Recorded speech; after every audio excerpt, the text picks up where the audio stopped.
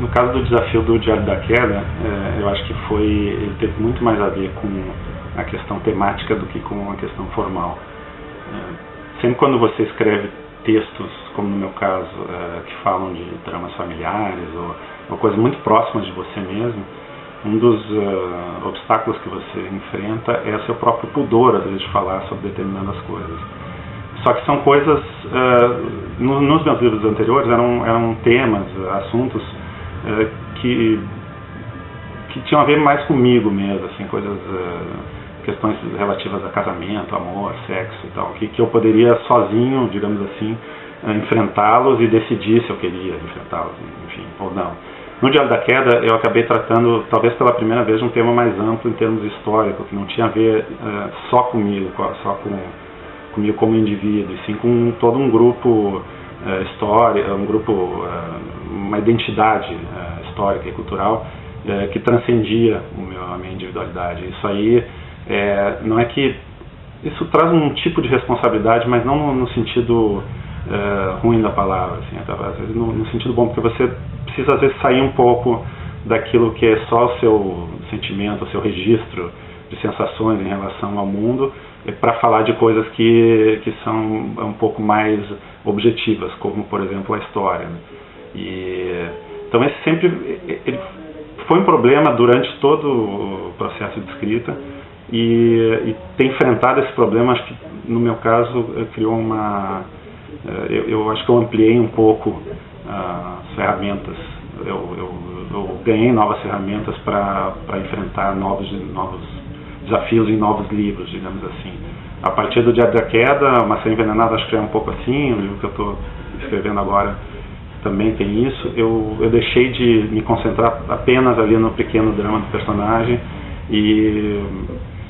acho que comecei a trabalhar também com coisas um pouco mais amplas, com círculos maiores de interesse. O judaísmo no Diário da Queda foi um tema, foi um grande desafio.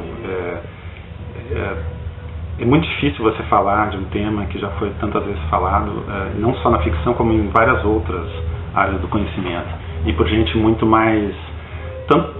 tanto pessoalmente próximas do tema, como é o caso de sobreviventes de campos de concentração, por exemplo, quanto gente com mais aparelhagem teórica para falar a respeito, no caso assim da filosofia, da Hannah Arendt, por exemplo. No meu caso, a maneira que eu encontrei de trilhar esse caminho aí já tão trilhado antes, foi justamente fazer até o contrário do que eu estava falando antes. Assim, eu estava tentando transcender um pouco o meu próprio caminho pessoal ali, meus próprios registros afetivos da realidade e tal, para falar de algo mais amplo. Mas no momento que eu fui falar desse assunto mais amplo, que era o judaísmo, para eu conseguir fazer algo próprio, particular, que era a única maneira de eu ter alguma contribuição para dar sobre esse tema, eu acabei trazendo isso para próximo de uma experiência que era muito pessoal minha. Então eu acho que no livro eu jamais falo, ou se falo não é o que é mais importante do livro, da questão do Holocausto sob um ponto de vista histórico, coletivo, etc. Eu acabo fazendo uma espécie de analogia entre o Holocausto e um pequeno drama, uma pequena história, e que é justamente o que há de criação no livro, né, o que há de mais ficcional, né, mais propriamente ficcional dentro do livro. A gente nunca sabe se conseguiu ser, não original, porque a originalidade pura é um mito, é uma coisa muito difícil de ser conseguida, se é que é possível ser conseguida, mas pelo menos em termos de particularidade, eu acho que se eu conseguir alguma coisa foi por meio dessa relação entre o fato muito pequeno do livro e o fato muito grande da história. Em determinado momento do livro, o narrador chega a fazer uma espécie de paralelo ali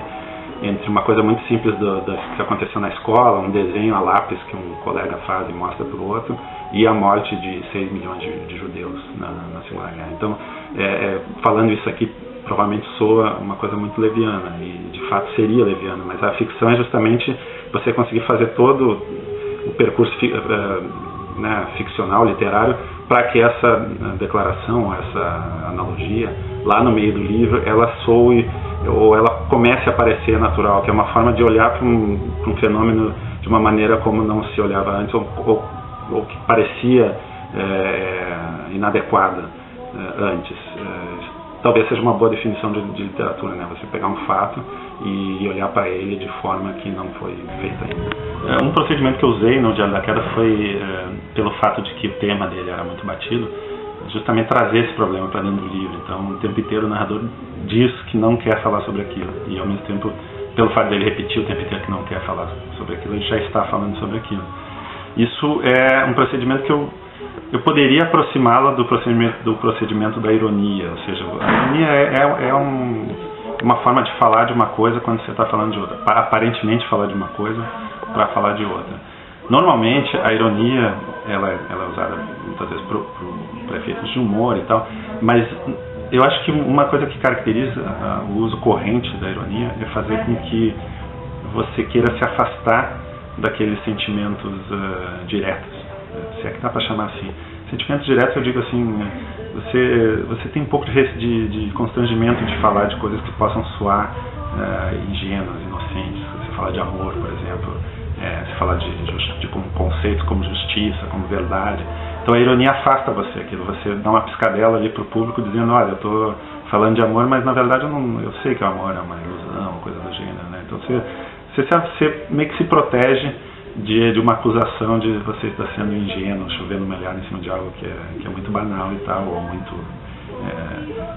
kit, ou coisa do gênero. E eu acho que o Diário da Queda, uma das coisas que eu acabei percebendo ao longo da escrita é que eu fiz isso, mas o movimento que eu estava tentando era justamente o contrário, era pegar um tema que era o tema do horror, que é um tema muito gasto pela repetição de narrativas em torno dele, com o fato do Holocausto. Eu queria fazer o leitor sofrer ou experimentar algum tipo, mínimo que fosse, de impacto por meio de uma narrativa que ele já conhecia de certa maneira, que é essa narrativa da Segunda Guerra. Então é um movimento contrário ao da ironia. Ele aparentemente ele está distanciando, mas por meio da distância, daqui a pouco ele aproxima novamente o leitor daquele fato de que, enfim, morreram 6 milhões de pessoas. Se eu ficar falando 10 vezes aqui, morreram 6 milhões de pessoas na Segunda Guerra, ninguém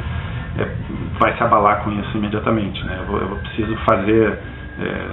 por meio de repetição, por meio de ironia, por meio de seja lá do que for, eu preciso fazer com que essa carga emocional original chegue no leitor. E essa foi a maneira que eu tentei fazer no Diário da Queda.